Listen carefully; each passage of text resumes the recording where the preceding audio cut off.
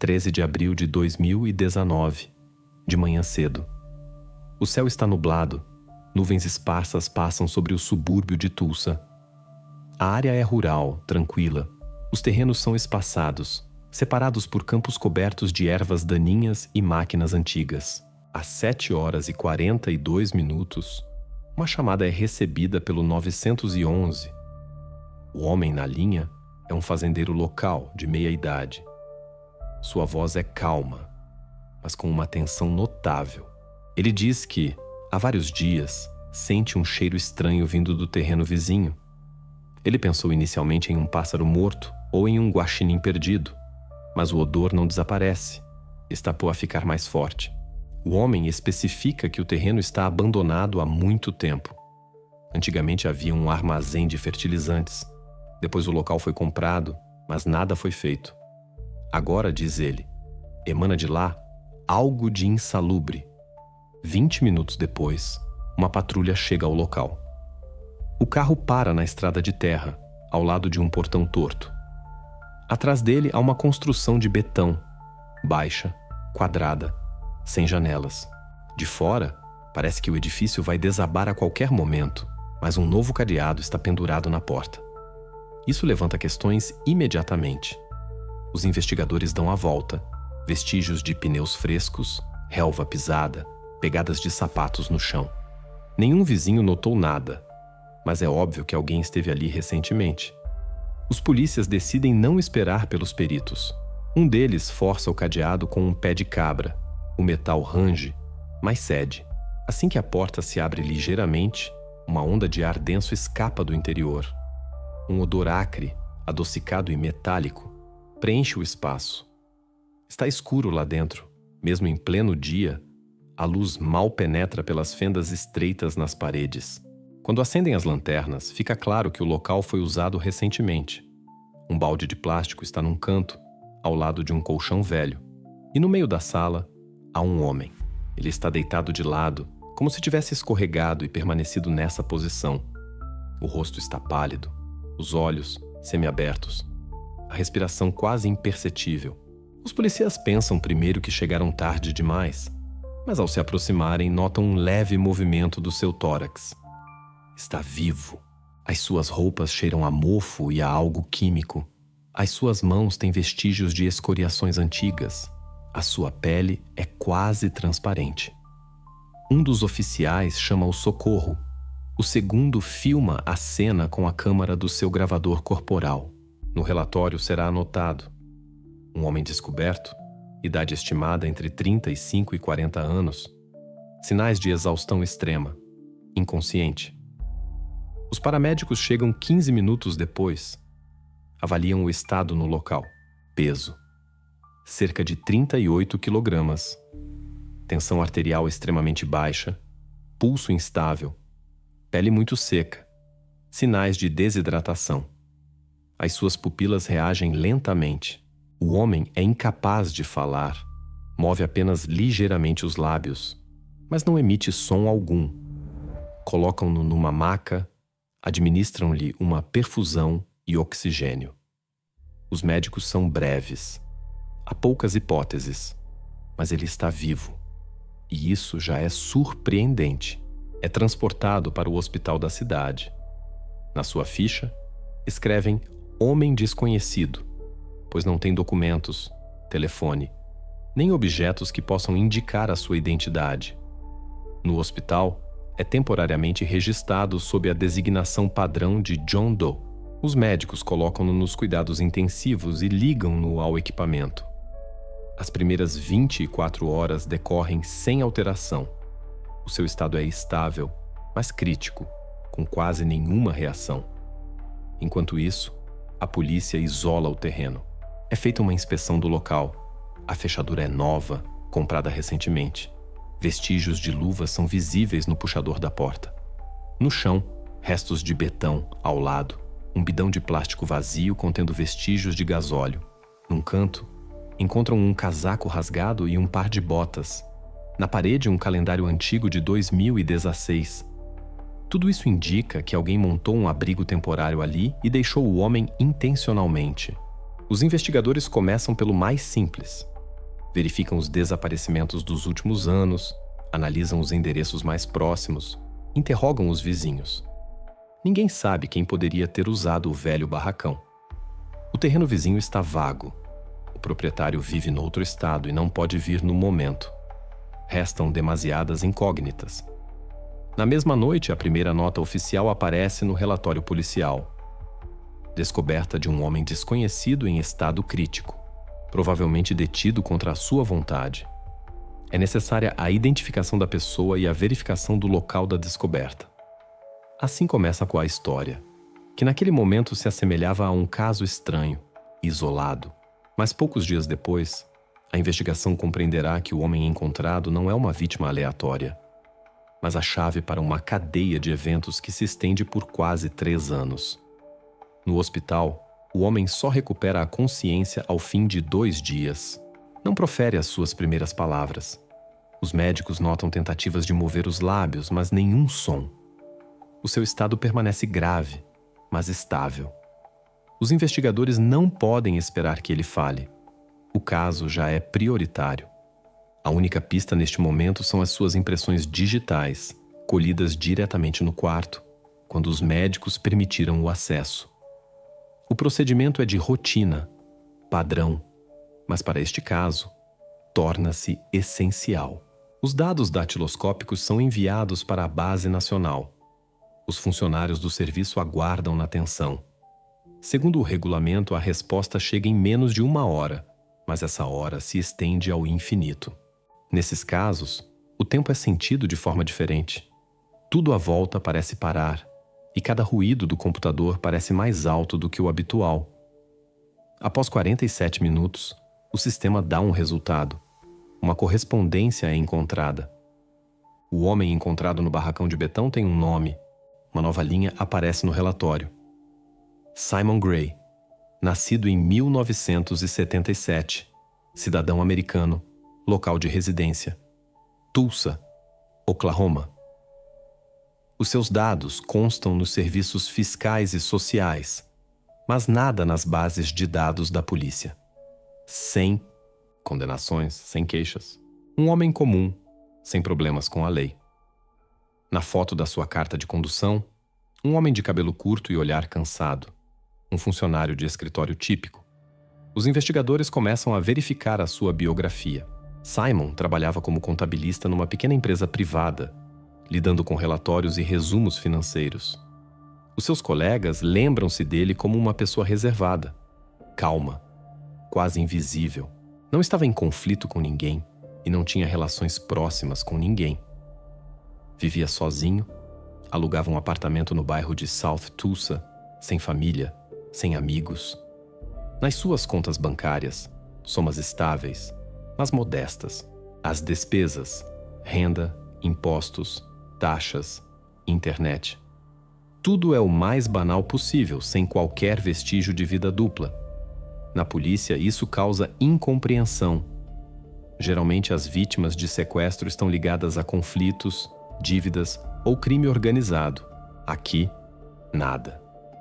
A biografia de Simon é lisa, sem reviravoltas bruscas.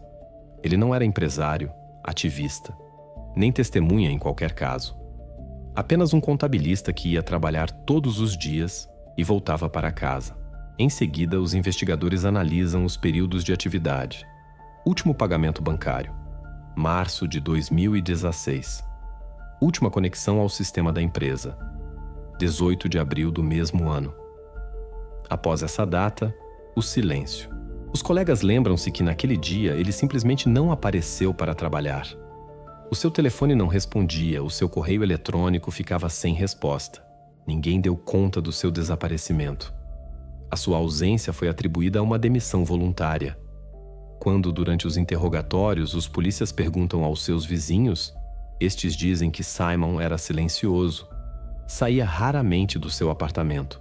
Algumas pessoas lembram-se que na primavera de 2016, a sua porta permaneceu fechada.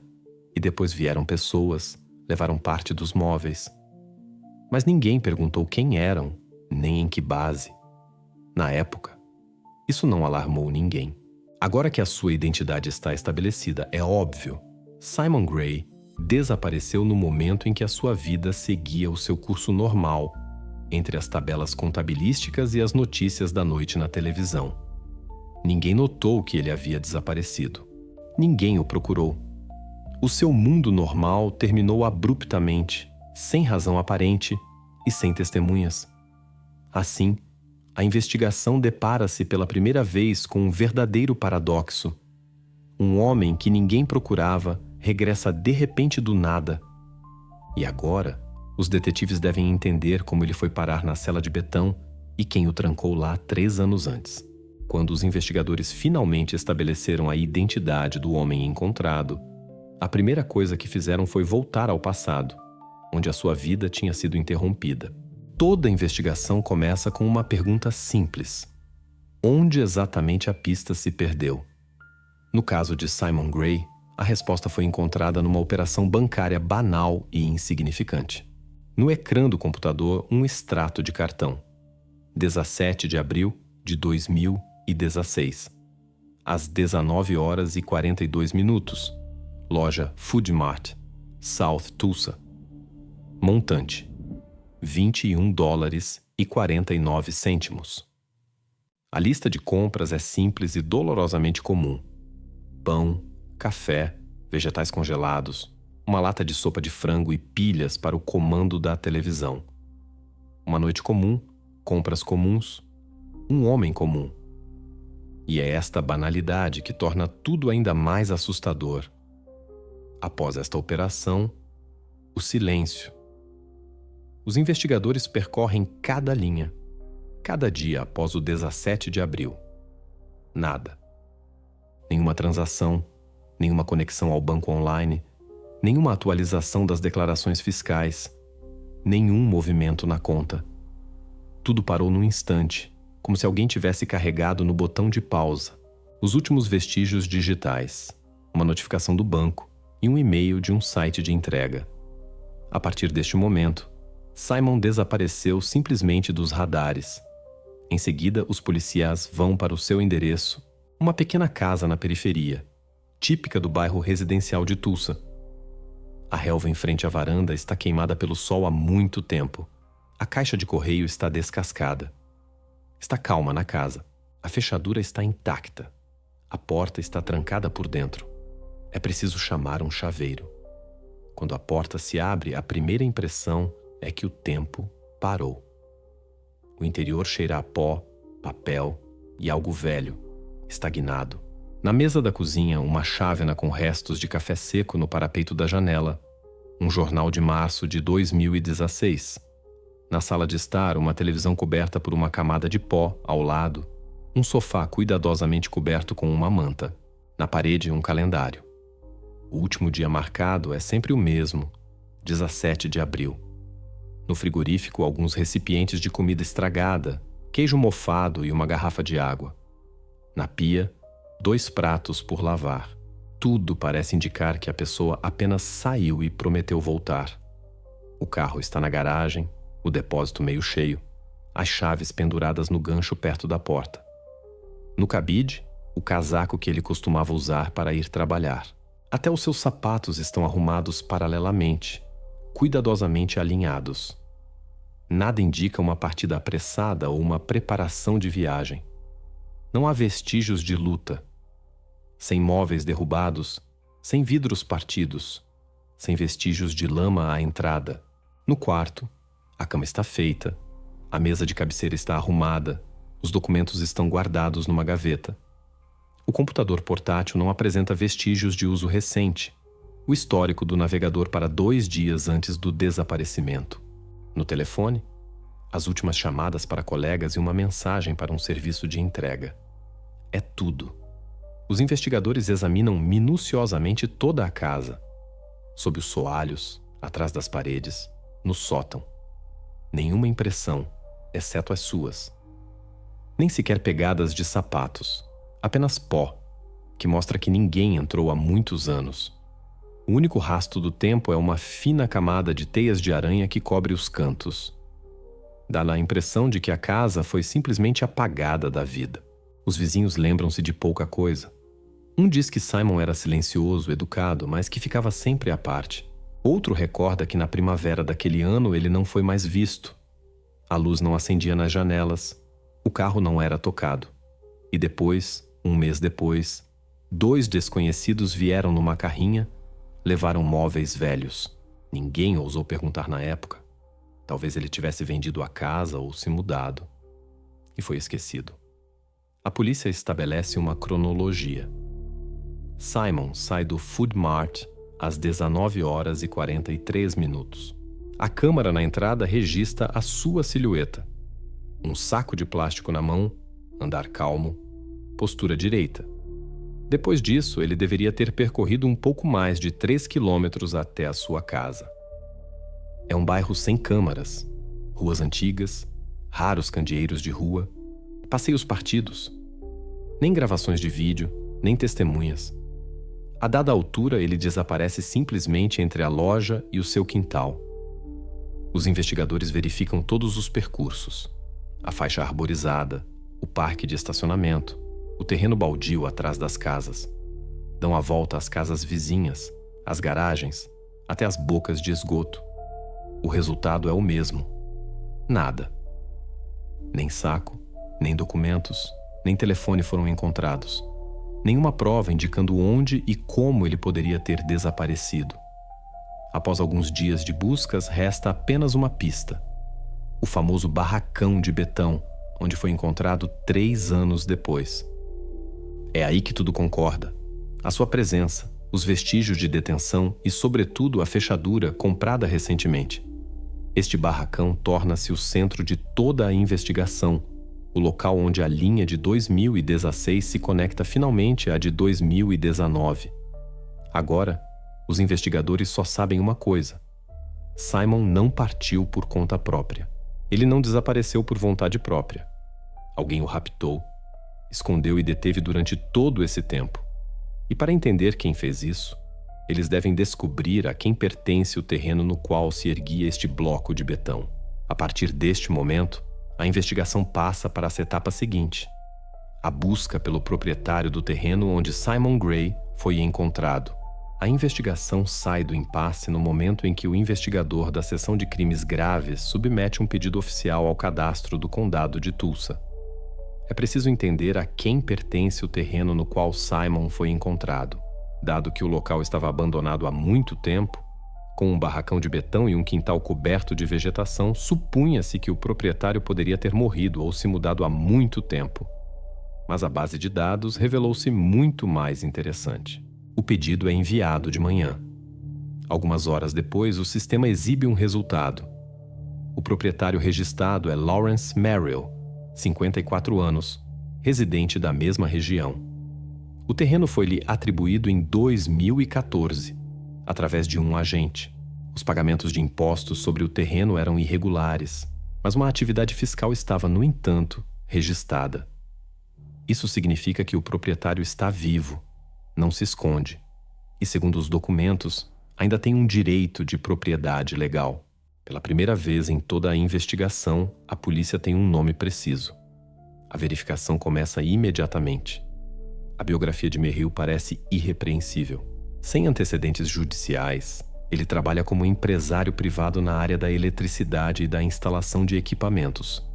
Casado, 2 filhos adultos, rendimento estável, a sua própria casa no outro extremo da cidade. À primeira vista, um homem absolutamente comum, sem ligação ao meio criminoso. Não tem dívidas, nem queixas de clientes, nem incidentes registrados. Mas a estranheza reside precisamente nisto. Por que é que ele possui um terreno no meio de um baldio, a 20 quilômetros da sua casa principal? E por que é que este permaneceu vazio durante vários anos? Os investigadores remontam aos antigos relatórios de compra.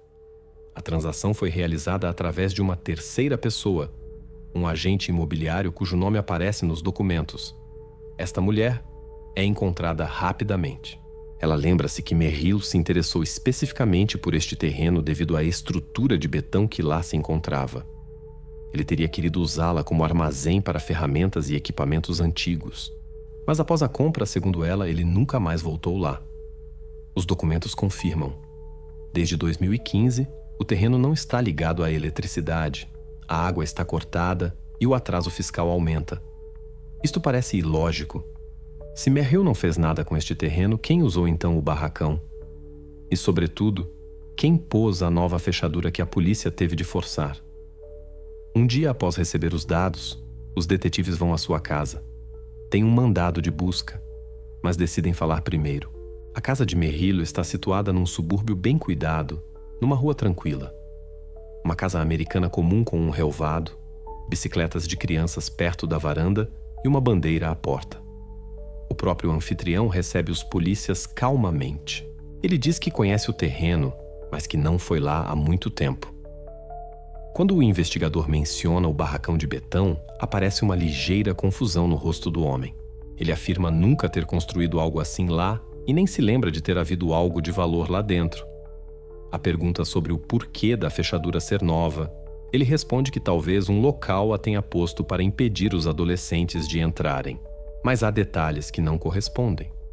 No dia da descoberta do homem, a fechadura era de facto nova, brilhante como se tivesse acabado de ser comprada.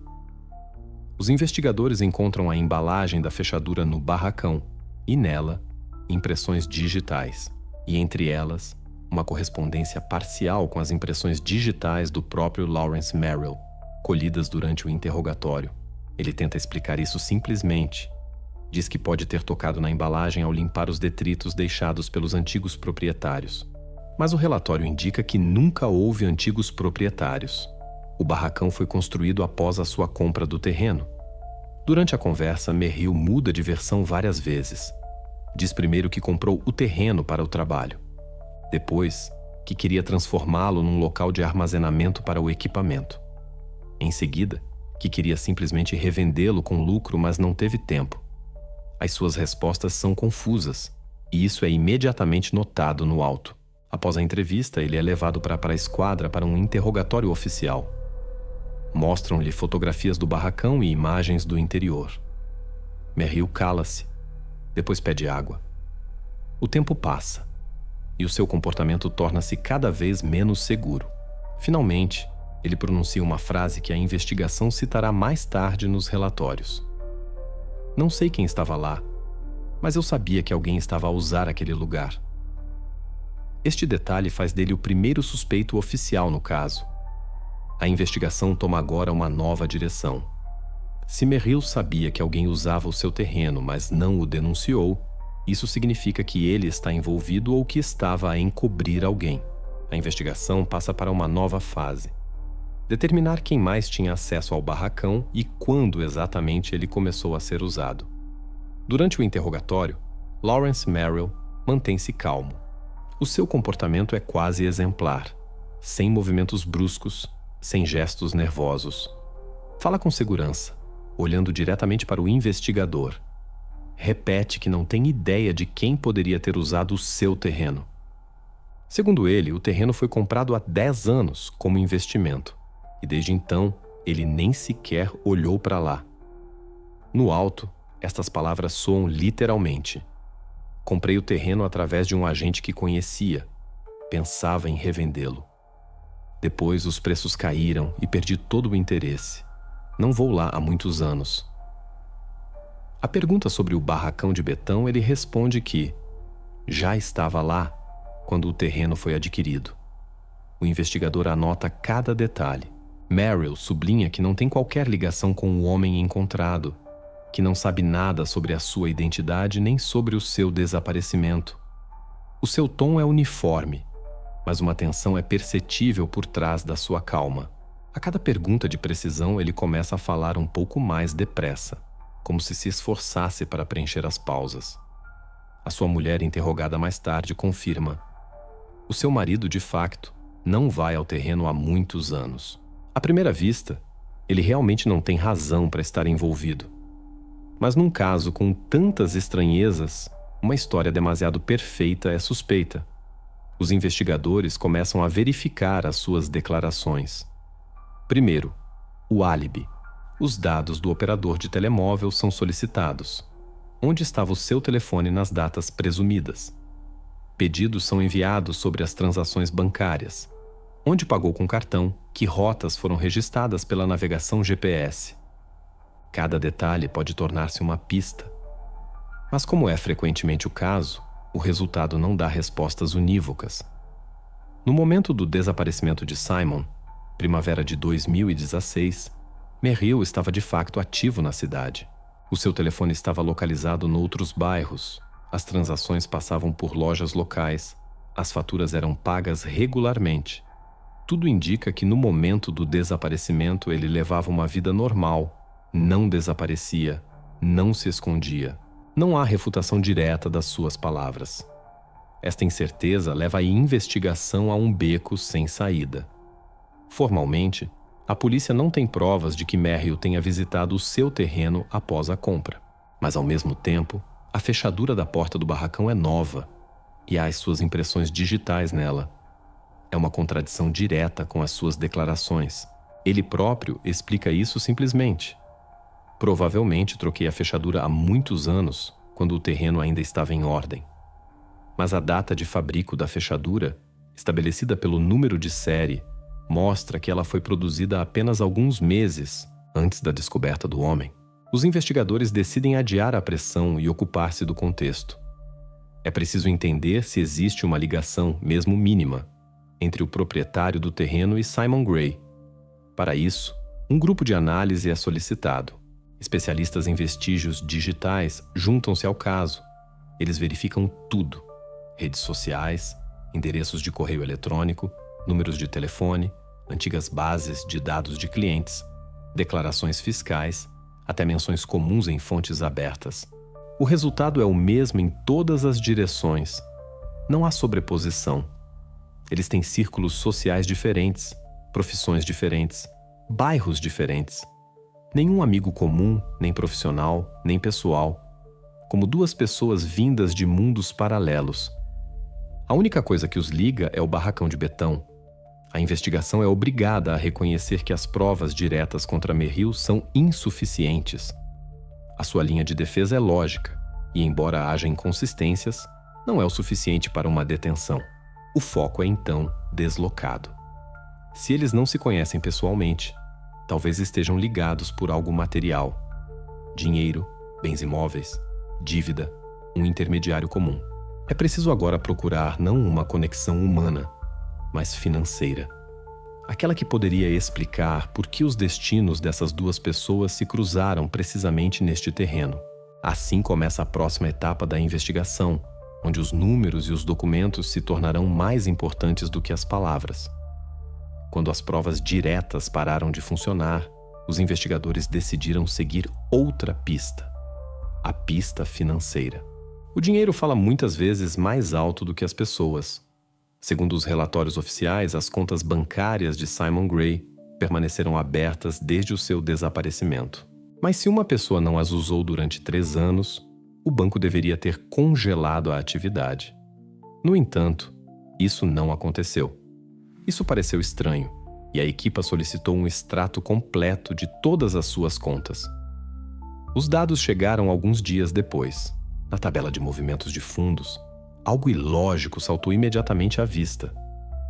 Após a data do desaparecimento, não havia grandes transações nas contas de Simon, nem compras, nem transferências, nem pagamentos online.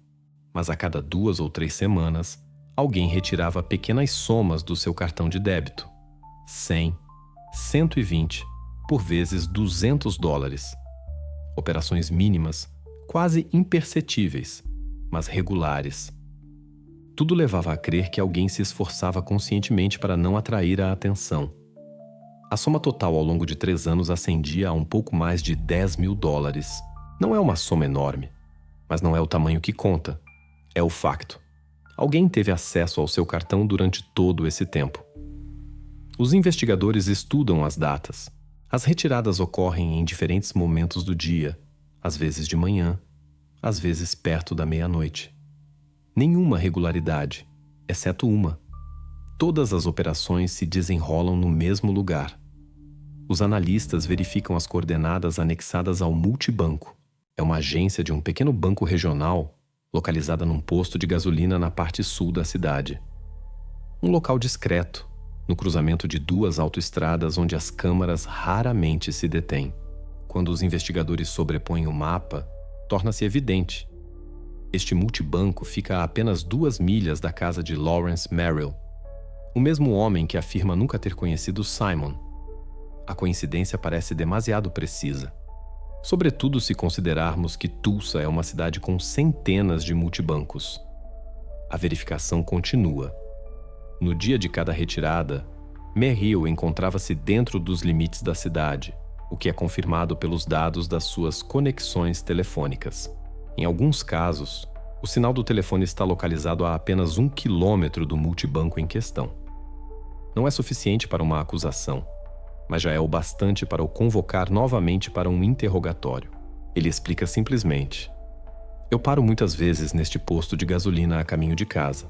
Vocês estão provavelmente a confundir as datas." As suas palavras soam com segurança, mas uma verificação repetida revela que nos mesmos dias ele de facto efetuou compras na caixa desse mesmo posto de gasolina. Café, cigarros, gasolina. Ele estava, portanto, fisicamente nas proximidades. Os investigadores decidem passar para essa etapa seguinte: solicitar os arquivos de vídeo das câmaras de vigilância.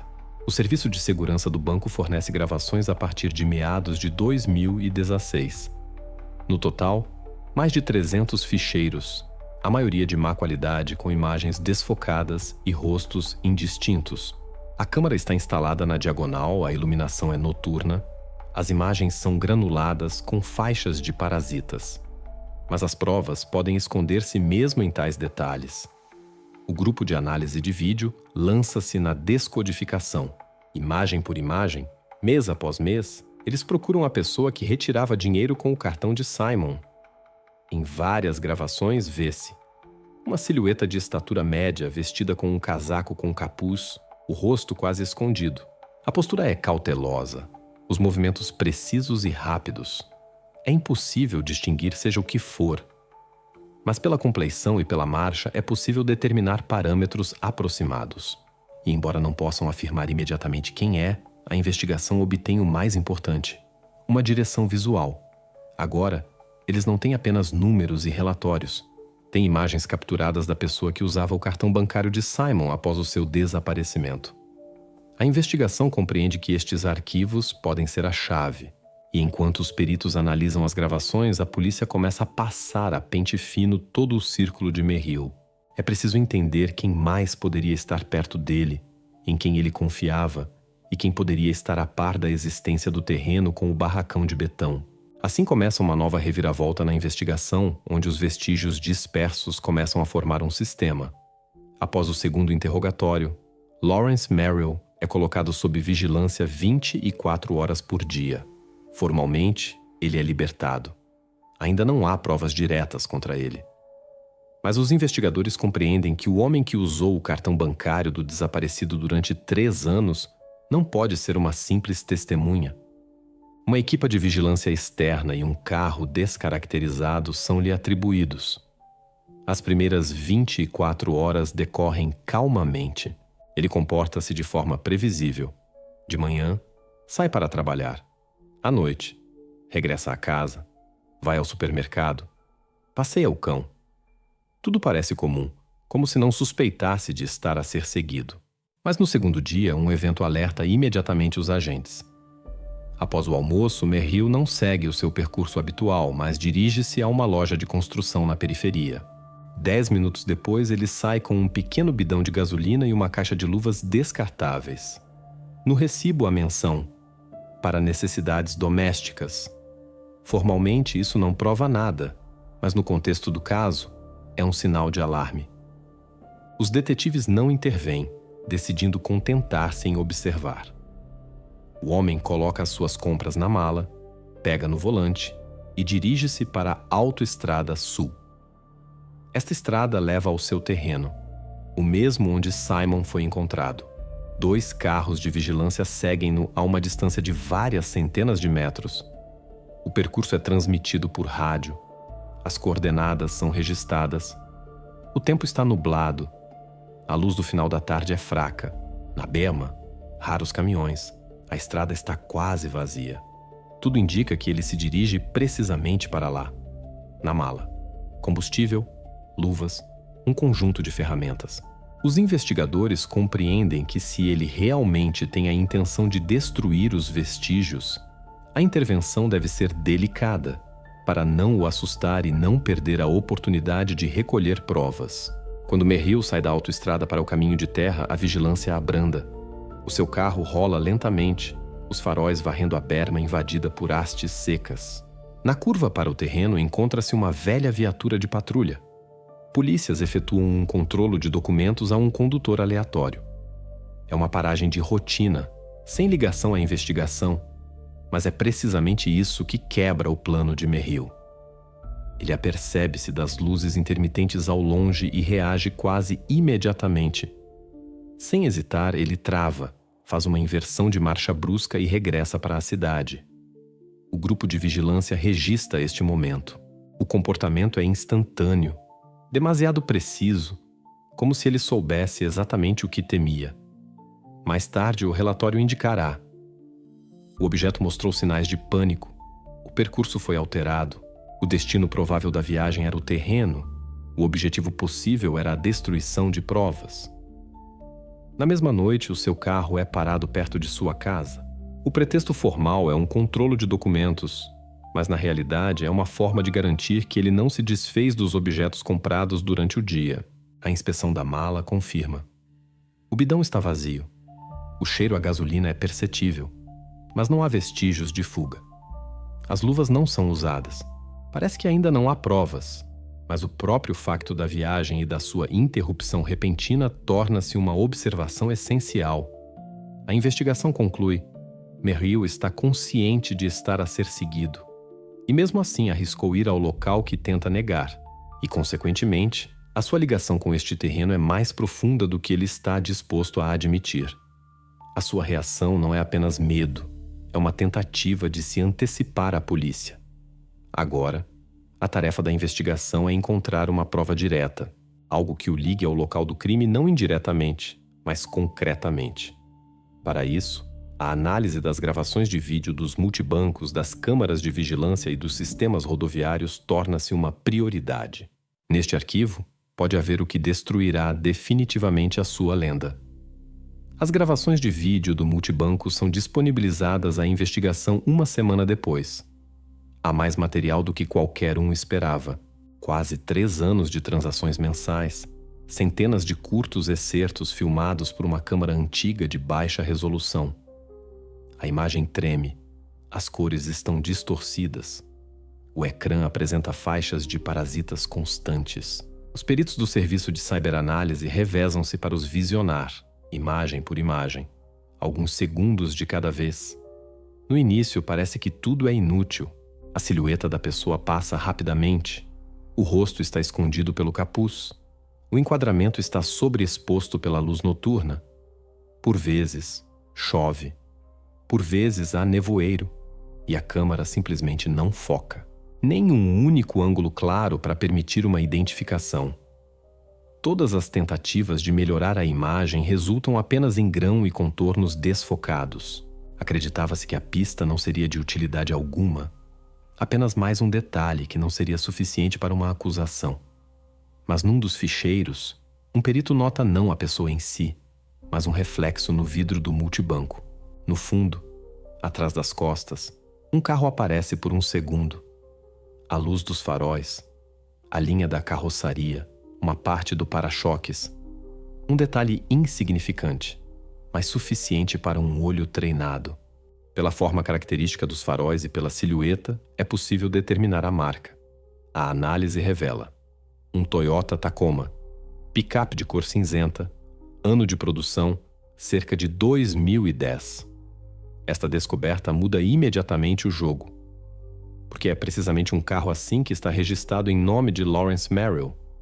Os investigadores solicitam os seus dados de registro, cruzam-nos com os arquivos. A cor corresponde, o modelo corresponde, o ano de fabrico corresponde. Mas legalmente não é suficiente. O carro é comum, dezenas de veículos semelhantes circulam na cidade. É preciso um detalhe único que exclua a coincidência. Quando os peritos começam a comparar os vídeos de outros dias, notam uma coisa. Na asa dianteira direita do carro filmado, há uma amolgadela. É pequena, mas claramente visível à luz dos faróis quando a picape se aproxima do multibanco sob um certo ângulo. E aqui está o mais interessante. Durante a inspeção do carro de Merrill, realizada há uma semana, os oficiais registraram exatamente a mesma amolgadela. O mesmo lado, a mesma forma, a mesma altura em relação ao chão. Isto já não é uma coincidência. No relatório, os peritos anotam: a probabilidade de coincidência ultrapassa 99%. A gravação do multibanco mostra o carro de Merrill no momento da retirada de dinheiro com o cartão de Simon Gray. Os investigadores constroem uma cadeia. Desde o desaparecimento de Gray, dinheiro era sistematicamente retirado da sua conta. As retiradas decorriam no mesmo multibanco. Nas gravações, o carro de Merrill, registrado em seu nome, com uma amolgadela única na carroçaria. E tudo isto se encontra a menos de 2 milhas da sua casa. Legalmente, é uma prova séria, mas não definitiva. O advogado encontra imediatamente uma escapatória. Sim, o carro pertence ao meu cliente, mas isso não prova que foi ele que estava ao volante. Outros poderiam tê-lo usado. O argumento é formal, mas tem peso legal. As únicas imagens da câmara não são suficientes para apresentar queixa. A investigação compreende. É preciso provar que não só o carro estava no local, mas que Merrill tirava um proveito financeiro desse dinheiro. Cada nota retirada deve ser rastreada. No que foi gasta, para onde foi, como voltou à circulação. Os investigadores solicitam os extratos das suas contas bancárias, analisam as compras, os recibos, os movimentos de fundos. Tudo o que possa mostrar que o dinheiro de outrem era usado por ele pessoalmente. Agora, a investigação passa a um novo nível. Do domínio das observações e dos sinais indiretos aos fluxos financeiros concretos. Se conseguirem provar que o dinheiro de Simon serviu para pagar faturas, comprar bens ou manter a propriedade de Merrill, isso tornar-se-á uma confirmação direta do seu envolvimento. A investigação prepara-se para a busca e a análise detalhada dos documentos. As provas tornam-se mais sólidas e o cerco aperta-se em torno do suspeito. Quando a pista financeira da investigação foi confirmada, os detetives tomaram a decisão de passar para a etapa seguinte: a busca. O mandado foi assinado de manhã e 1 hora depois, a equipa de investigação dirigia-se para a casa de Lawrence Merrill. A casa ficava na periferia da cidade, de 2 andares, com tinta descascada na varanda e um quintal coberto de vegetação. Nada de notável. De fora parecia tão aborrecida e anônima quanto o seu proprietário. Mas no interior, os investigadores esperavam encontrar as respostas que nem as câmaras nem os extratos bancários davam. Durante a busca foi dada atenção especial a tudo o que pudesse ter uma ligação financeira ou doméstica com a vítima. Documentos, cartões bancários, recibos, cadernos, velhas pendrives. Tudo foi colocado em sacos separados.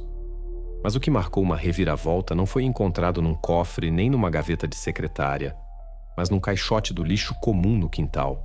Entre as garrafas vazias, as embalagens de produtos e os jornais velhos, encontravam-se recibos de caixa amassados, mas conservados. Havia dezenas deles. Quando os analistas começaram a organizar estes recibos por data, descobriram que coincidiam com os dias em que dinheiro era retirado do cartão de Simon Gray. A cada vez, uma diferença de 1 ou 2 dias.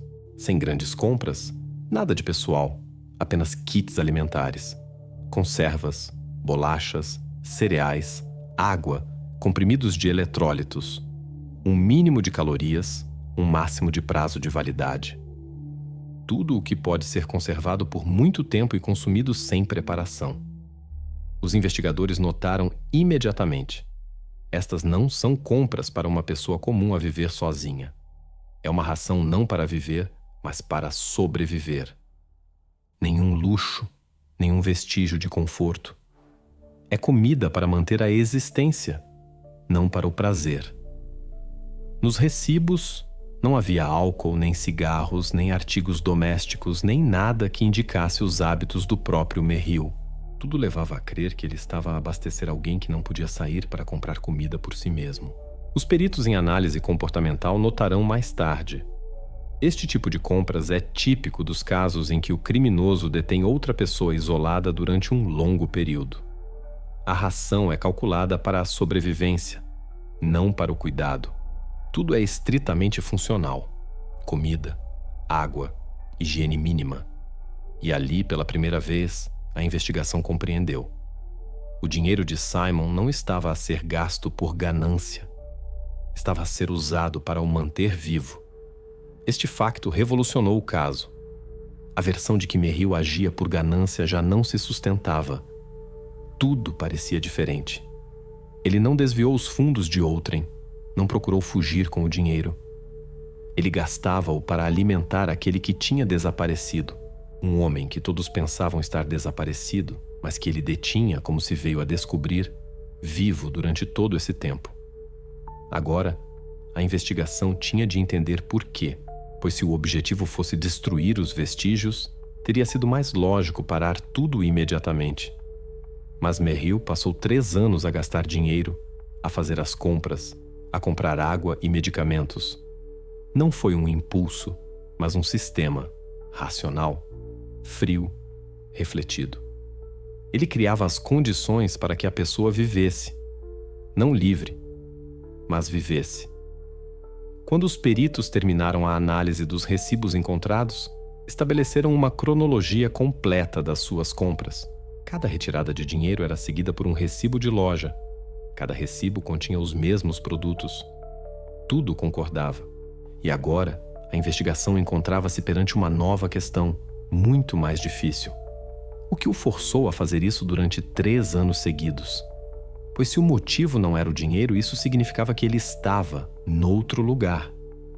Assim, a investigação deixou pela primeira vez de ser um caso de sequestro por ganância. Tornou-se a história de um cárcere privado, consciente, prolongado e tendo talvez uma conotação pessoal. Os investigadores tinham agora de iniciar uma nova etapa, a busca por essa ligação. Durante a segunda busca, já mais minuciosa, os investigadores voltam a objetos que à primeira vista pareciam insignificantes. Entre os papéis guardados num cofre metálico no quarto de Merrill, os agentes encontram um dossiê de documentos pessoais, seguros, recibos, faturas antigas.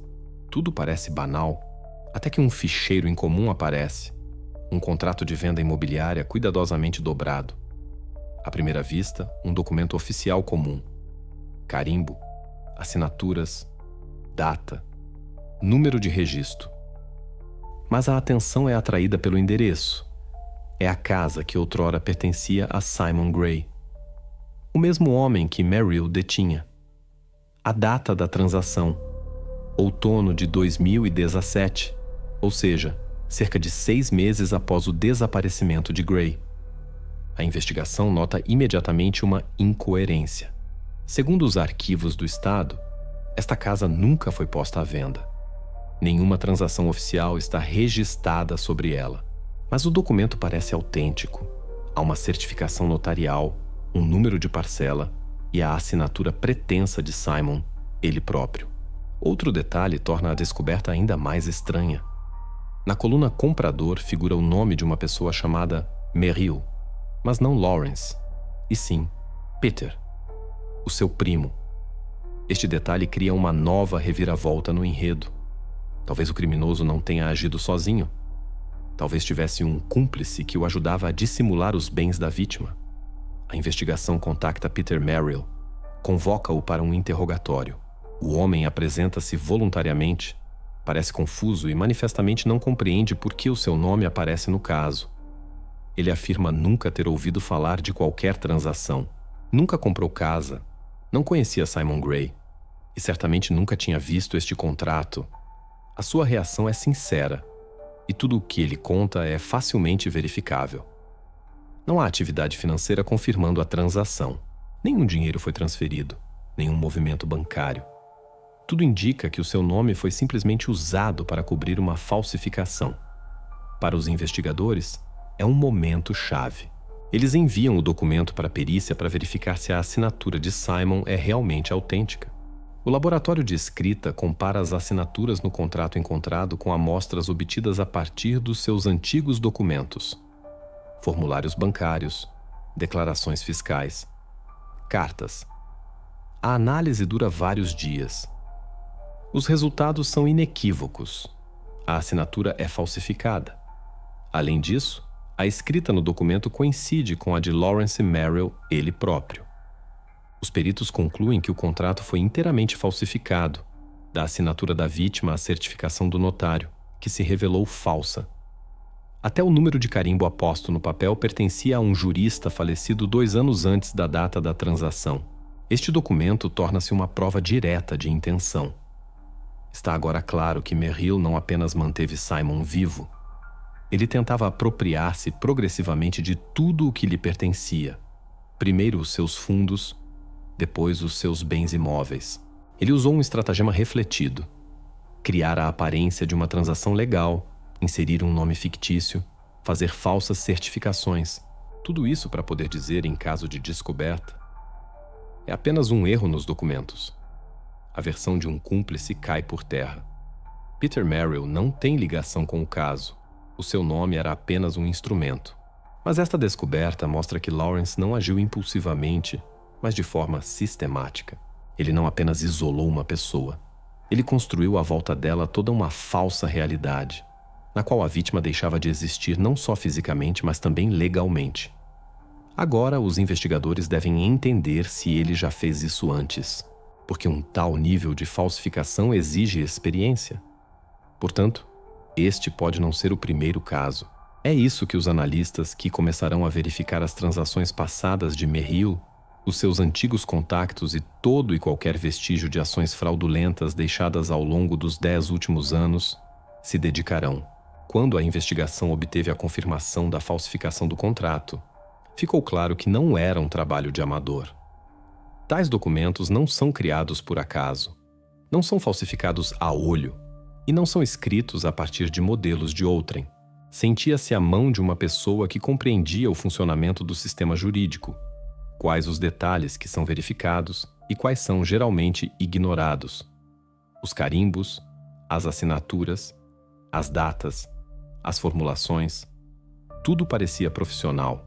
Merrill não poderia ter aprendido isso sozinho. Ele teve de adquirir essas competências algures. É a partir deste momento que a investigação remonta ao passado. Os investigadores começam a rastrear toda a biografia de Merrill, passo a passo, documento por documento. Um quadro de vida comum.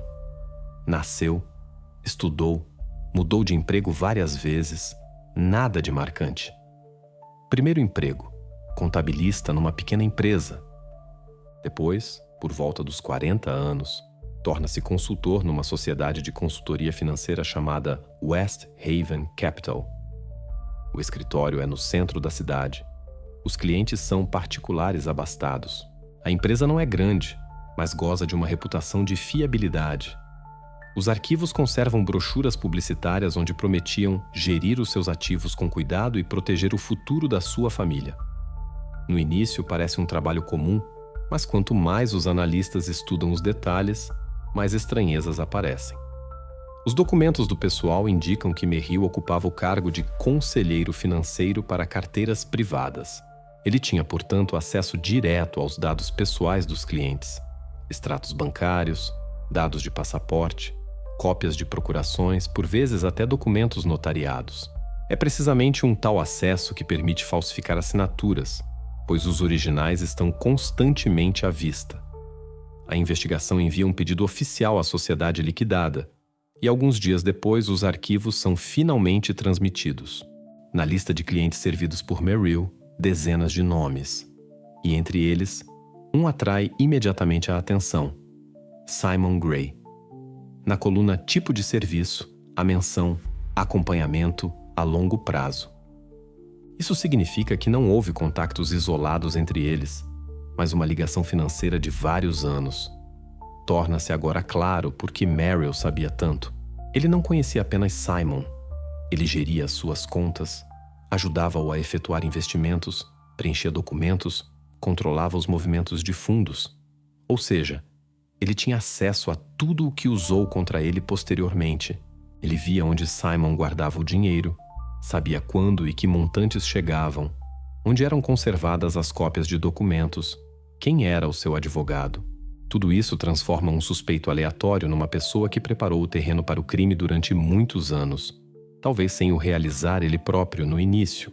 Mas o mais perturbador nesta descoberta não é o facto do conhecimento, mas a natureza desta relação. De acordo com as notas na correspondência profissional, é claro que Simon confiava nele. Ele escrevia brevemente, sem formalidades. Assinava frequentemente simplesmente com as suas iniciais. Ele permitia que Merrill resolvesse pequenas questões sem a sua participação. Para a investigação, isso significa uma coisa. Lawrence não tinha apenas os dados, mas também assinaturas que podia usar como amostras. Em seguida, a investigação debruça-se sobre o seu passado profissional. Os arquivos da empresa conservam também documentos de serviço e relatórios internos. Num deles, uma breve nota é descoberta. O funcionário L. Merrill está temporariamente suspenso. Uma investigação interna está em curso. Suspeita de irregularidades no trabalho com os clientes. A data é 2 anos antes do seu despedimento. Os investigadores encontram o antigo diretor da empresa, agora reformado. Este aceita falar. O seu relato traça um quadro completamente diferente. Merrill, segundo ele, era inteligente, calmo, meticuloso. Mas ao mesmo tempo, como ele disse, ele usava os papéis com demasiada liberdade. Ele propunha frequentemente aos clientes ajudar a preencher os documentos e fazia-o sem a presença de um notário. Vários clientes idosos queixaram-se de que após as suas consultas, pequenas somas desapareciam das suas contas. Na época, não foi possível estabelecer uma ligação. As somas eram demasiado mínimas e o sistema de proteção da empresa era imperfeito. De facto, ele foi simplesmente deixado ir, sem ruído, sem publicidade, por mútuo acordo, para não prejudicar a reputação da empresa. Em troca, ele assinou um acordo de não divulgação e desapareceu tranquilamente. Ninguém supunha então que este não era o fim, mas o início. Os analistas que estudaram as antigas notas concluíram. Ele já experimentava com os documentos na época. Eram então pequenas falsificações, procurações, transferências, falsas assinaturas. Ele verificava se podia implementar o estratagema sem deixar vestígios. E quando compreendeu que o sistema perdoava facilmente, ele foi mais longe. O que aconteceu com Simon tornou-se a continuação lógica do que ele tinha começado na época. Agora, a investigação tinha uma visão de conjunto: motivo, método e ligação. Ele escolhia pessoas sozinhas com bens, ganhava a sua confiança, aprendia tudo sobre elas e depois começava a agir. Calmamente, metodicamente, sem emoção. E se antes eram apenas estratagemas com documentos, ele tinha agora ultrapassado a linha. Da manipulação financeira, tudo se tinha transformado em algo muito mais frio e pessoal. Os investigadores compreendiam que não estavam apenas a lidar com um fraudador, mas com um homem que tinha construído um sistema durante anos. Ele não roubava por prazer.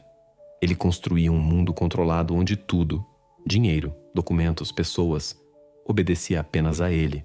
E agora que este estratagema começava a desmoronar-se, restava apenas determinar.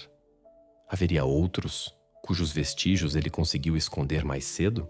A próxima etapa da investigação estava precisamente orientada para lá, para o passado, onde se escondiam talvez as suas primeiras vítimas.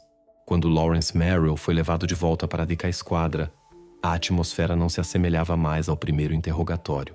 Na época ele estava calmo, respondia brevemente, mas com segurança, tentando manter a imagem de um homem que simplesmente não teve sorte de se encontrar no centro de um mal-entendido. Agora é diferente. O ar na sala estava pesado de tensão. Ele compreendia que a polícia sabia mais do que dizia, e cada minuto de silêncio se esticava para ele como um nó corrediço.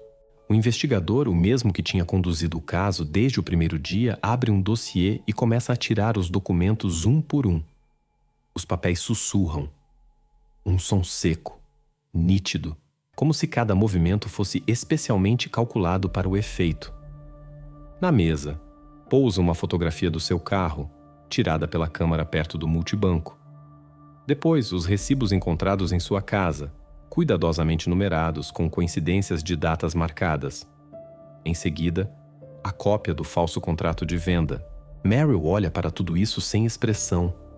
As suas mãos estão cruzadas nos joelhos. O seu olhar desliza sobre os objetos, mas não para em nenhum. O investigador fala calmamente, quase sem emoção, como se estivesse a ler um relatório. Mas cada palavra é precisa, cada uma atinge o alvo. O senhor afirmou nunca ter visitado o terreno onde o barracão foi encontrado, mas segundo os relatórios, o seu carro foi detetado lá mais de uma vez. Ao longo dos 3 últimos anos, 52 visitas. Todas estão registradas pela sua geolocalização. Como explica isso? Sem resposta. O silêncio. Lawrence finge não ouvir. O investigador deposita a fotografia seguinte: um plano aproximado do seu carro no multibanco. Na imagem, vê-se a amolgadela característica na asa, aquela que os peritos compararam e reconheceram como idêntica. O senhor afirmou não ter retirado o dinheiro, mas aqui está a foto. Aqui está o extrato. Aqui está a hora e a data. Tudo isso é após o desaparecimento de Simon Gray. Meryl pestaneja. Uma vez. Depois uma segunda. Os seus lábios movem-se ligeiramente, mas nenhuma palavra sai. Na sala, ouve-se apenas o fraco zumbido do ar-condicionado e o estalar da caneta do investigador. Em seguida, é ainda mais difícil. O investigador abre um novo dossiê, aquele que diz respeito ao seu passado. O senhor trabalhou na West Haven Capital de 2010 a 2015. É exato? Continua ele sem pausa. Lawrence mal acena com a cabeça. Sim. O senhor foi despedido na sequência de uma investigação interna. Suspeita de desvios de documentos de clientes idosos. Lembra-se? Meryl estremece ligeiramente com o ombro. Uma sombra de irritação passa no seu rosto, mas nenhuma voz aparece. Ele tenta controlar-se, mas o seu maxilar está tenso. A sua respiração o trai. Curta, frequente, como se estivesse a engolir o ar para não dizer uma palavra a mais. O investigador continua já mais forte com insistência. O senhor abusou da confiança dos clientes. Tinha acesso às suas assinaturas, cópias de passaportes, dados pessoais. E recomeçou. Só que desta vez, não com números, mas com um ser humano vivo. Ele pronuncia estas palavras deliberadamente devagar. Fica mais frio na sala. Meryl desvia o olhar bruscamente, aperta os dedos. Os seus ombros mal tremem. Ele permanece silencioso, mas o silêncio já não parece seguro. O investigador faz uma pausa, depois tira calmamente a última carta. O senhor disse que nunca tinha ido ao barracão, que não sabia onde ficava aquele lugar. Mas aqui estão os dados de geolocalização do seu telefone. 152 visitas, em dias diferentes, a horas diferentes. Por vezes, o senhor ficou lá várias horas, incluindo nos dias em que dinheiro era retirado do cartão de Simon Gray. Ele diz isto sem emoção, como se estivesse simplesmente a ler o alto. Mas cada palavra cai pesadamente, como uma pedra. Lawrence não aguenta. Lentamente, com uma força, ele levanta os olhos, olha diretamente para o investigador. O seu rosto está pálido, o olhar vidrado, e ele diz baixinho: "Eu quero o meu advogado." Não é uma confissão, mas é uma derrota. Todo o seu sangue frio, todo o seu cálculo desmorona-se num instante. O seu olhar esvazia-se, o seu corpo abate-se. Ele compreende que, a partir de agora, cada palavra pode tornar-se um prego no seu próprio julgamento. O investigador fecha o dossiê, levanta-se e sai. As provas permanecem na mesa, fotografias, papéis, impressões. Tudo o que faz agora parte da acusação. A sala enche-se novamente de silêncio, e apenas a câmara de vigilância continua a gravar, tal como uma testemunha que nunca mente. Este interrogatório marcou uma viragem. A partir deste momento, o caso deixa de ser uma investigação na sombra. Agora, é oficialmente uma acusação. Diante deles, o tribunal, as perícias, os testemunhos. E com eles, uma nova tarefa: provar não apenas o seu envolvimento, mas entender por que tudo isso aconteceu assim. Quando o interrogatório terminou, os investigadores sabiam que não havia mais tempo a perder. Todas as provas indiretas estavam a seu favor, mas eles precisavam de uma, material, incontestável, que se pudesse pôr na mesa no tribunal e dizer: pronto, é o fim do jogo. O laboratório do Centro de Criminalística trabalhou nas amostras encontradas no barracão durante quase 2 semanas. Demasiado material, um ambiente demasiado sujo. Madeira molhada, pó, vestígios de podridão. Tudo o que podia destruir o ADN. Mas quando a notificação com a menção "resultados da perícia" chegou por correio ao serviço, toda a equipe se reuniu à volta de um único monitor. O relatório indicava que na maioria dos objetos havia vestígios de apenas uma pessoa: Simon Gray. Isso parecia óbvio, mas ao mesmo tempo desconcertante. Nenhuma impressão digital, nenhum vestígio da presença de Merrill. Parecia que ele tinha planeado tudo nos mínimos detalhes. Os laboratoristas supuseram que ele poderia ter trabalhado com luvas ou até apagado os vestígios, e isso já fazia parte do seu estilo. O investigador percorre o relatório e o seu olhar para numa linha curta. Objeto número 17. Balde de plástico. No cabo, células epiteliais de 2 pessoas. Este detalhe foi como um choque. O balde era comum, sem particularidade, mas estava à entrada do barracão, diretamente no chão, onde, segundo os peritos, havia água. Não deveria ter havido nada além de vestígios de Gray, mas agora aparecia outra pessoa. O segundo perfil genético era designado como não identificado. Esta linha é enviada ao laboratório para uma nova análise. Os peritos raspam delicadamente as micropartículas da parte interior do cabo, onde uma pessoa se agarra habitualmente ao levantar um balde pesado. Há pouca matéria, mas o suficiente para a identificação. O ADN é extraído, estabilizado, carregado no sistema. Agora é preciso um padrão, uma amostra com a qual comparar. O investigador assina um mandado para a recolha obrigatória de material biológico de Merrill. Ele não resiste. Nesta fase, toda a resistência é inútil. Ele próprio compreende isso. Durante o procedimento, o seu olhar está vazio. As suas mãos estão algemadas. Tudo acontece em silêncio, sob o controle de um médico. Alguns segundos, e um cotonete com a amostra é colocado numa cápsula estéril. Tudo isso é enviado ao laboratório para perícia. Quando a cápsula chega, o silêncio reina atrás do vidro de separação. A laboratorista, uma mulher de cerca de 40 anos, trabalha calmamente e com concentração, como um cirurgião. Cada etapa está conforme o protocolo: reagentes, centrífuga, secagem. O sistema carrega as 2 amostras na base, uma do barracão, a outra do suspeito. O ecrã ilumina-se com um azul frio. O processo de comparação dura alguns minutos, mas para aqueles que estão do outro lado do vidro, é uma eternidade. O investigador, o procurador e o perito em criminalística esperam sem dizer uma palavra. Quando o resultado aparece no ecrã, ninguém se mexe. Coincidência. 100%. Isso significa que no cabo do balde usado por Simon há vestígios do ADN de Lawrence Merrill.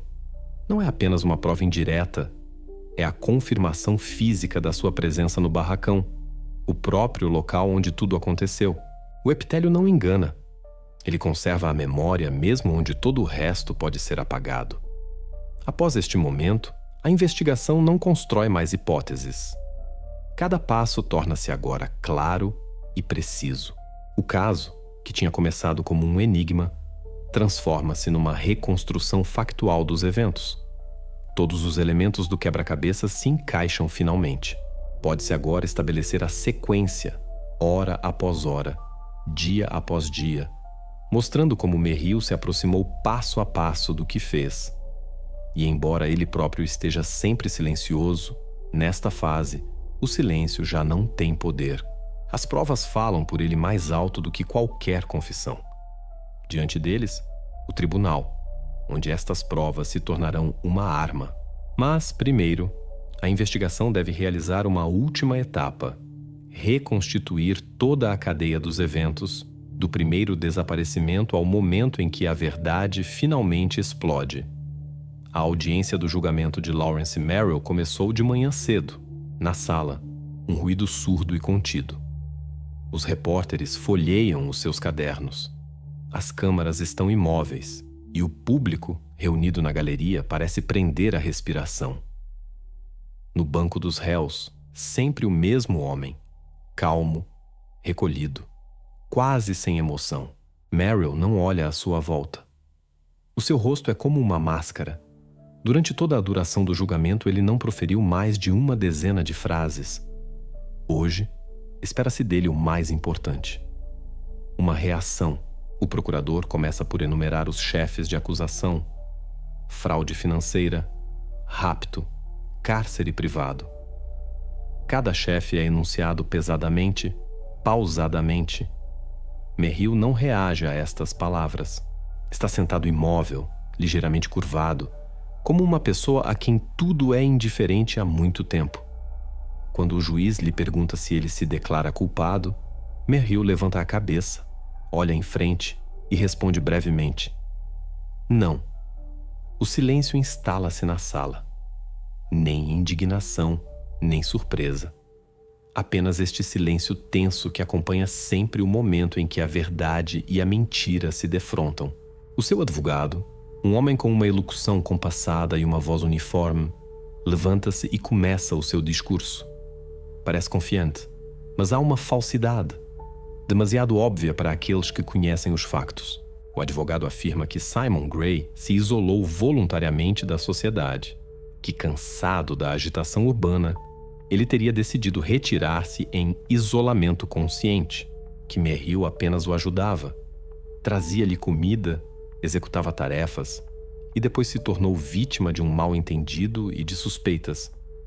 No papel, esta versão parece quase lógica, mas na realidade ela desmorona-se ao primeiro contato com os factos. O procurador ouve sem interromper, depois levanta-se lentamente. A sua voz é fraca, mas clara.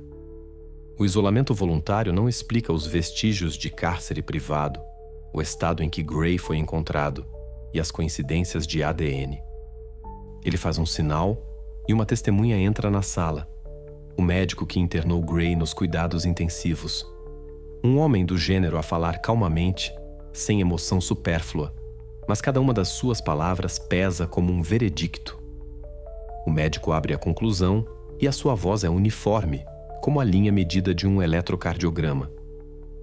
O paciente estava em estado de esgotamento prolongado. Foram notados vestígios de desidratação, falta de oxigênio, hipotermia. Isso não poderia ser o resultado de uma retirada voluntária.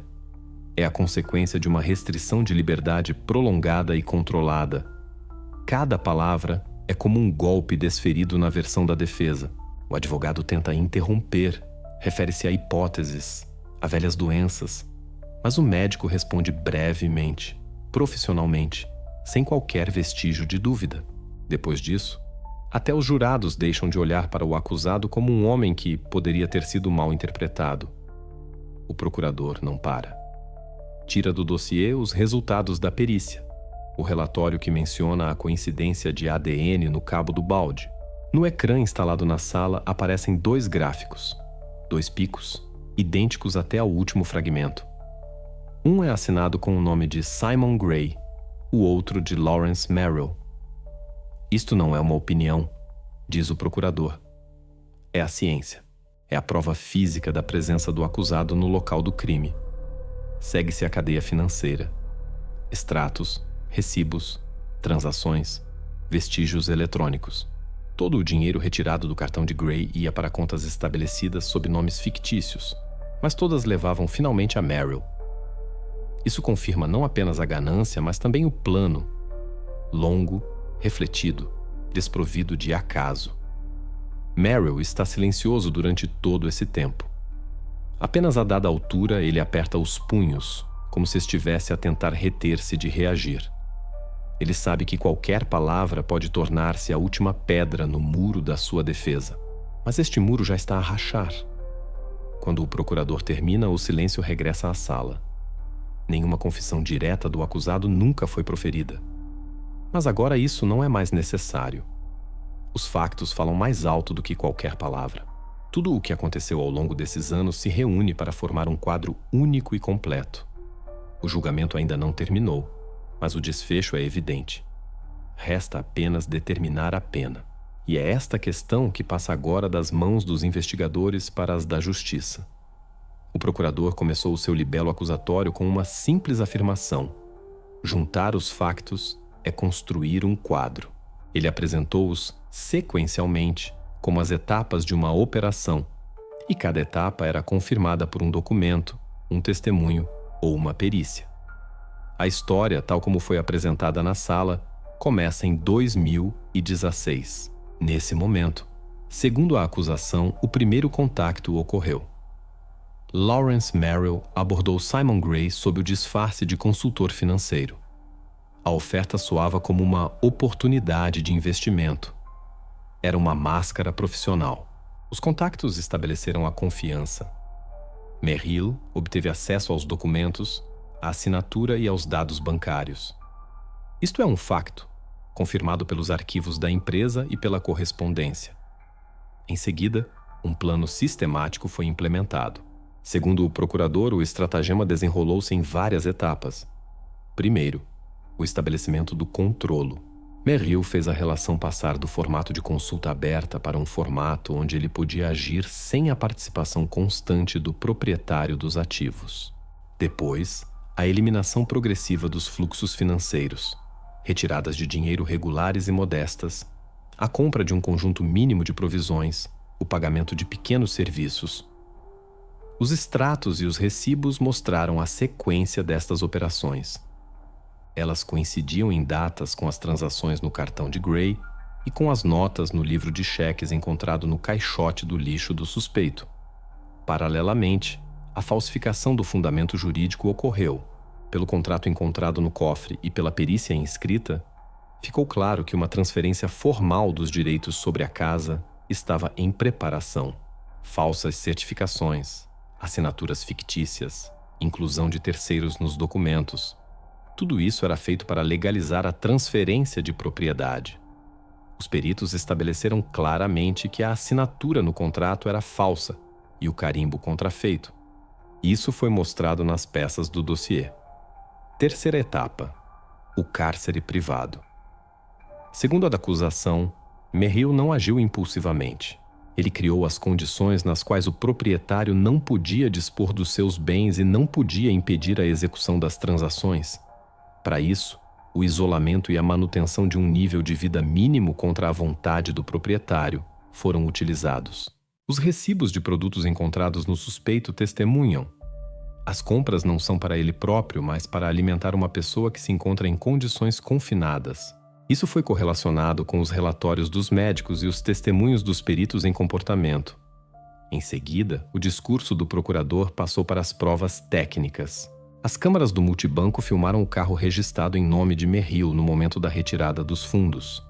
Os peritos identificaram o carro graças à amolgadela característica na asa. A geolocalização do telefone mostrou múltiplas visitas de Merrill ao local onde se encontrava o barracão. As análises de laboratório revelaram o detalhe final: o perfil ADN de Merrill no cabo do balde encontrado no barracão. Estes elementos, declarou-se na sala, formam uma cadeia ininterrupta: contacto, controlo, exploração dos recursos e tentativa de legalização. O procurador expôs claramente o objetivo final. Não foi um esquema rápido ou um roubo banal. Segundo as peças do dossiê, o plano consistia em privar progressivamente o proprietário da possibilidade de dispor dos seus bens e em formalizar os direitos sobre a casa. O objetivo era obter o controle total do ativo através de documentos falsos e pela ausência de contestações por parte do proprietário. Tal foi a formulação oficial na sala de audiências. obter a transferência jurídica de propriedade sob a condição de o proprietário perder a possibilidade de contestar as transações. Por que é que o plano falhou é uma parte distinta da reconstituição. Segundo os cálculos do acusado, o processo deveria ter demorado meses, mas em vez disso, ele se esticou por anos. A vítima revelou-se mais resistente do que o previsto. Em vez do desfecho rápido esperado, a situação tornou-se prolongada. As despesas regulares, as viagens para o abastecimento, as visitas noturnas. Tudo isso abrandou a operação e deu uma chance ao acaso de intervir. E o acaso interveio. Um dia, um vizinho sentiu um cheiro incomum vindo do barracão abandonado. Chamou a polícia. A patrulha chegou, forçou a entrada do local e descobriu um homem em estado crítico, mas vivo. Esta chamada foi o fator externo que destruiu a longa cadeia, meticulosamente construída. É por causa desta chamada que as verificações, os pedidos aos bancos, as análises de ADN e, finalmente, as buscas começaram. Na sala, o procurador sublinhou outro detalhe. O criminoso subestimou o efeito da mais ínfima pequena coisa num sistema complexo. Gerindo a situação durante anos, ele contava com o silêncio e a ausência de atenção por parte do distrito. Mas é precisamente um fator comum, doméstico, o cheiro, que provocou uma verificação externa e conduziu ao desmascaramento. O discurso terminou com uma conclusão. O estratagema era direcionado, metódico e refletido. Os seus elementos, transações financeiras, falsificação de documentos, manutenção de uma viabilidade mínima da vítima e tentativas de legalização da propriedade, são interdependentes e confirmados por provas. O plano não resultou não graças à sorte da investigação, mas por causa de um acaso comum que desarmou o cálculo do criminoso. Após tal reconstituição, restava apenas uma coisa: a consolidação jurídica dos resultados. As peças do dossiê estavam ordenadas, as provas ligadas em sequência. O juiz devia agora passar para a parte onde não é o facto da culpabilidade que é decidido. Ele já estava provado, mas a medida da pena e as consequências para o culpado. Esta transição tornou-se a ponte natural para a etapa seguinte do processo. Após todos os meses de interrogatórios, perícias, dezenas de testemunhas e volumes de provas, tudo convergiu para esta manhã. Na sala de audiências havia um silêncio tal que se podia ouvir alguém nas filas de trás a mudar de posição. O dia estava nublado e um raro raio de sol trespassava as altas janelas, pousando na longa mesa de carvalho onde repousavam os papéis dos jurados. Era o momento mesmo para o qual todos se tinham dirigido durante quase 4 anos. Cada palavra proferida hoje devia ser o toque final desta história. Os jurados entraram na sala após uma longa deliberação. 12 pessoas, cansadas, os rostos tensos, mas já com uma certeza interior. Cada um tinha atrás de si semanas de audiências, horas de discussão e o peso moral de uma decisão da qual depende um destino humano. O presidente segurava o dossiê com o veredicto. Ele não olhava à sua volta. Caminhava direito, lentamente, como alguém que carrega algo que não pertence apenas a ele. O juiz pediu a todos para se levantarem. As pessoas levantaram-se. As cadeiras rangeram. O ar ficou mais denso. O presidente abriu o dossiê. A sua voz ressoou surdamente, mas claramente, sem qualquer vestígio de dúvida. Sobre o chefe de acusação de privação ilegal de liberdade, culpado. A primeira palavra ficou suspensa no ar. Ninguém se mexeu durante alguns segundos. Sobre o chefe de acusação de fraude, culpado. A voz tornou-se mais segura, como se a cada palavra proferida, os jurados se convencessem eles próprios da sua razão. Sobre o chefe de acusação de tentativa de homicídio, culpado. Estas 3 palavras ressoaram como um acorde final. A sala pareceu expirar. Alguém nas primeiras filas pôs a mão à frente da boca. Alguém abanou a cabeça lentamente. O procurador não se mexeu, contentando-se em juntar suavemente as mãos na mesa.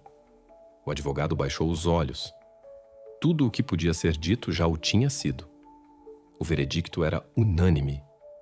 Merrill estava imóvel. Nem indignação, nem remorso. Apenas um olhar frio, dirigido para lado nenhum.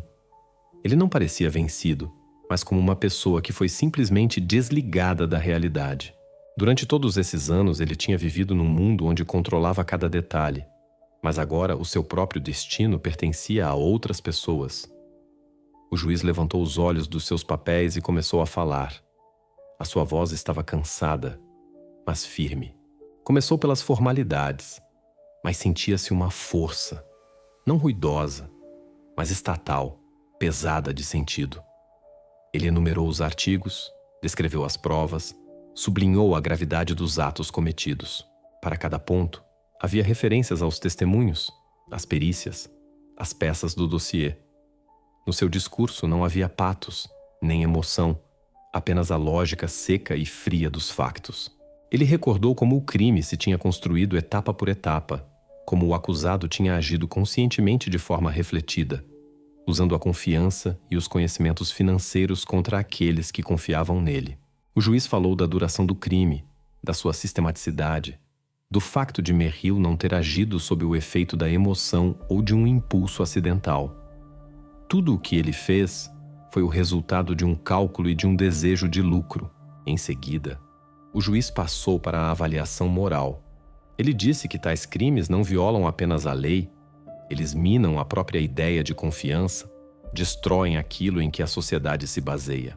Quando uma pessoa usa a vulnerabilidade de outrem como uma ferramenta, isso torna-a duplamente perigosa. É por isso que o tribunal examina não apenas o facto da culpabilidade, mas também o perigo intrínseco que representa a personalidade do acusado. O silêncio instalou-se completamente na sala. Todos compreendiam. O ponto principal ia ser proferido. O juiz retirou seus óculos, pôs de lado o dossiê, olhou diretamente para o acusado. Alguns segundos se passaram, desta tensão onde as palavras ainda não são proferidas, mas o seu sentido já é sentido por todos. O tribunal, tendo em conta a gravidade dos crimes cometidos, considerou necessário proferir uma pena de privação de liberdade de 22 anos com encarceramento numa instituição correcional de regime severo.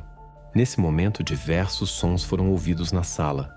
Alguém teve um pequeno soluço, alguém soluçou, alguém, pelo contrário, soltou um suspiro de alívio. Os jornalistas sussurraram. Um deles imediatamente digitou uma curta mensagem no seu telefone. Ela apareceria nos fios de notícias 1 minuto depois. O procurador permaneceu no seu lugar, contentando-se em assentir, como para confirmar um sentimento interior de conclusão. Merrill não se mexeu do seu assento. Nenhum movimento. Apenas os seus dedos que se crisparam na balaustrada do banco. O juiz declarou a audiência encerrada, bateu com o seu malhete. O comboio aproximou-se, pôs-lhe as mãos nos ombros, conduziu-o para a saída. As câmaras clicaram, as portas rangeram e o ruído dos passos se extinguiu lentamente. Para todos os que estavam na sala, era o fim do caso, mas restava um sentimento de inacabado no ar, porque a justiça pode restabelecer a ordem, mas ela não devolve o que foi perdido.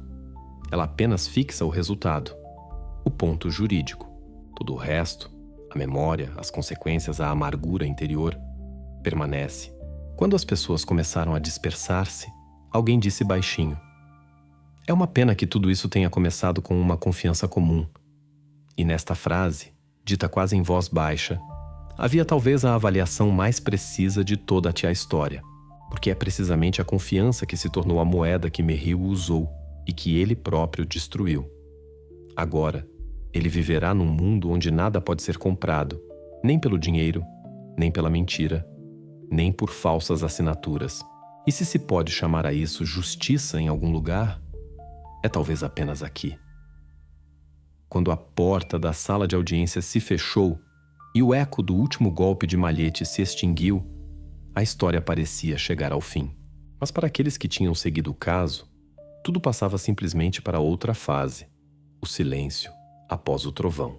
Após a sentença, Merrill foi transferido para uma prisão de regime severo, a instituição correcional Blackstone, conhecida pelas suas condições duras e pela ausência total de privilégios. Um lugar onde um dia se assemelha a outro onde cada hora se estende como uma semana. Os detidos não vivem lá. Eles existem lá. Paredes cinzentas, arame farpado, gritos das sentinelas, apelos. No interior não se ouvem nem os ruídos da cidade, nem o vento. Apenas passos nos corredores de betão e o tinido metálico das chaves. Para um homem habituado a fatos e investimentos, a contas e discussões bancárias, é como ser transferido para outro mundo, onde não há futuro, apenas um presente repetitivo. Segundo a administração, Merrill é detido separadamente da massa principal dos detidos. Formalmente por razões de segurança.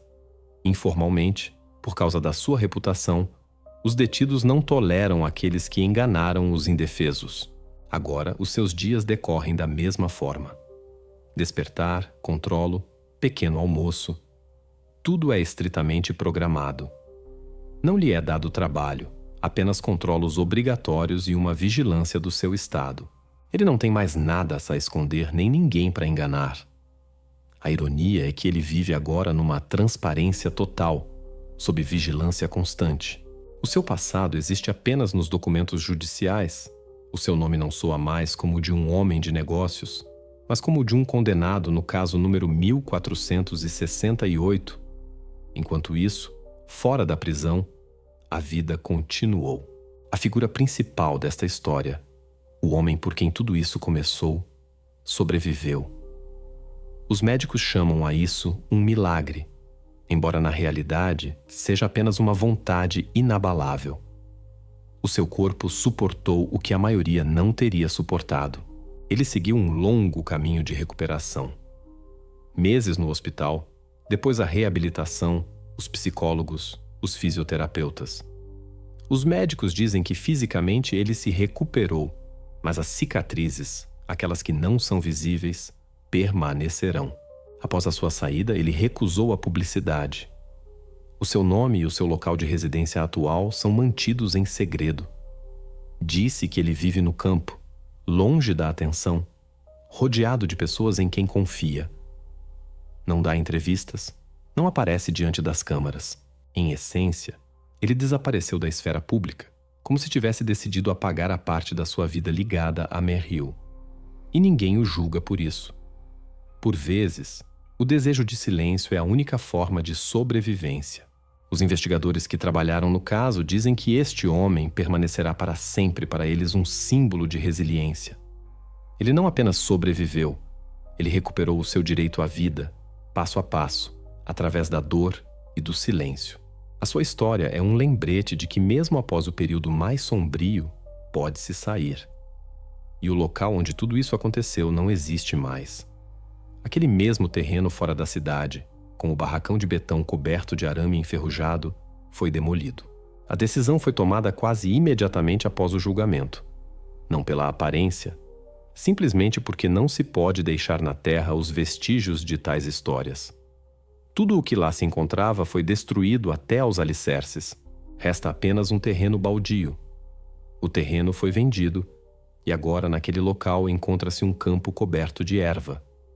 Na primavera, ele floresce, e se ignorar o que lá se passou outrora, nada atrai o passado. Assim, o vestígio material desapareceu. Resta apenas o arquivo, algumas caixas com o dossiê, papéis encadernados, fotografias, relatórios de peritos. Tudo isso se encontra agora na Câmara Forte do Tribunal da cidade, na prateleira com o código D47. Onde são conservados os casos que foram encerrados. Por vezes, um estudante de direito pede permissão para consultar estes documentos, como um exemplo de investigação que se tornou uma referência.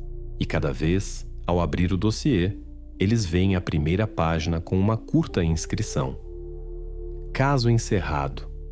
Justiça feita. É assim que a história termina. O tempo apaga os vestígios, mas não apaga a memória. Para os investigadores, foi um caso que mudou a percepção da crueldade humana e da força de vontade. Para os procuradores, uma vitória da lei. Para a vítima, uma vida à qual ele conseguiu devolver um sentido. E talvez seja aí a essência de tais histórias. Não na tragédia, mas no facto de que após ela, a vida continua apesar de tudo.